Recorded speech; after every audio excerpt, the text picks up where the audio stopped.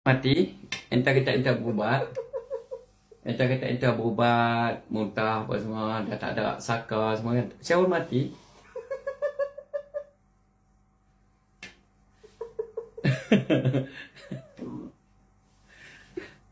Ada rasa? Saya okey. Ada rasa apa-apa? Saya tak tahu apa jadi saya kat. Ha? Saya rasa macam okey daripada saya. Tak boleh buat apa jadi sini. Ha. Saya hormati sebab saya tak percaya dengan buat jin setan ni. Nah, saya tak nak apa-apa di kayu je je. Tak tahu. Saya tak tahu sebab apa tadi. Tapi tongkat adalah sunnah Nabi. Ada rasa?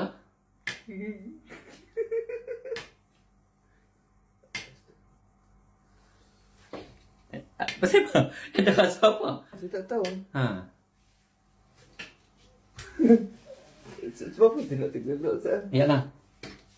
Ente gelak aja. Ente gelak aja. Tak gelak. Ente gelak aja. Gelak aja perempuan. Saya tak bagi ruang langsung buat jin setan. Gelak kan? Tak apa, teruskan. Sebab ente kata ente dah berubat, ente dah muntah-muntah tempat lain kan. Ente berubat sampai ke Sabah, Kuala Lumpur.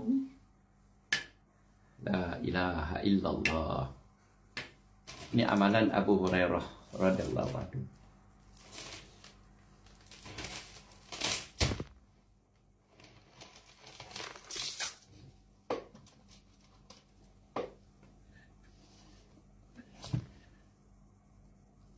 Ini kalam Nabi. Ini kalam Nabi. Jin. Kalau adalah badan adik aku ni jin, pertama hang masuk Islam, hang pindah duduk masjid jin. Dan semayang berjemaah di masjid jin. Belajar agama di masjid jin. Bila ada jemaah mai, jemaah 3 hari mai, hang ikut jemaah. Kalau hang tak mau masuk Islam, yang kedua, hang balik pada tuan hang. Hang balik. Yang ketiga, kalau hang engkar, aku bakar. Kalau hang engkar, aku bakar. Ni aku. Masa. Hantu lansia. Hantu lansia. Ingat aku takut dengan hantu lansia?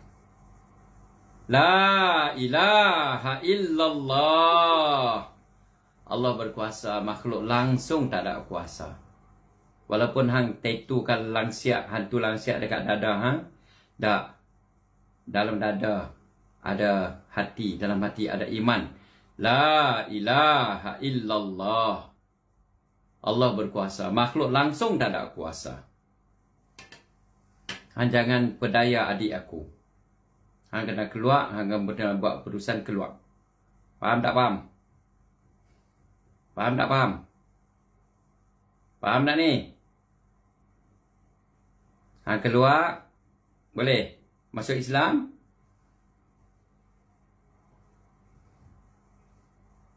Tak apa. Hang fikir, aku baca ni hadis Nabi, ni kalam Nabi. Aku dah bagi peluang dah. Pertama masuk Islam. Yang kedua, kalau tak mau Islam, yang kedua hang balik sarang hang. Yang ketiga, aku bakar. Urusan hang dengan Allah. Aku tak mau hang kacau adik aku.